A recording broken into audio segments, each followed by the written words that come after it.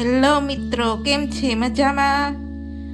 આજે આપણે આવી ગયા છે બગદાણા બજરંગદાસ બાપાના દર્શન કરવા આવ્યા છીએ. અને આ છે મંદિર, અને આ છે સમાધિ મંદિર. અને હવે તમને દર્શન કરાવીએ. આ છે ગાદી મંદિર. અહીંના તમે બધા દર્શન કરો અને બાપા સીતારામ કોમેન્ટ કરજો. કોણ કોણ બગદાણા જાય છે પૂનમના દિવસે એ ચોક્કસ લખજો અને કોમેન્ટ કરજો. તમે બધા પણ દર્શન કરી લ્યો. હવે આપણે આવી ગયા.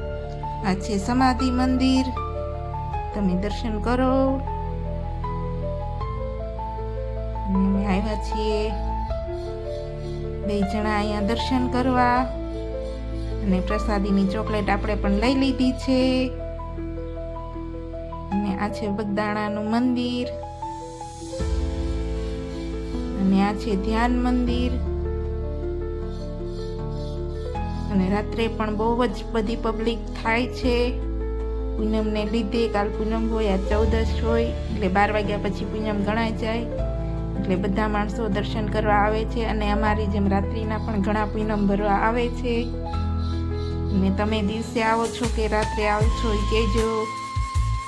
અમે ક્યારેક દિવસે આવીએ, ક્યારેક રાત્રે આવીએ, જેવો સમય એ રીતના આવીએ છીએ. અને બાપા સીતારામ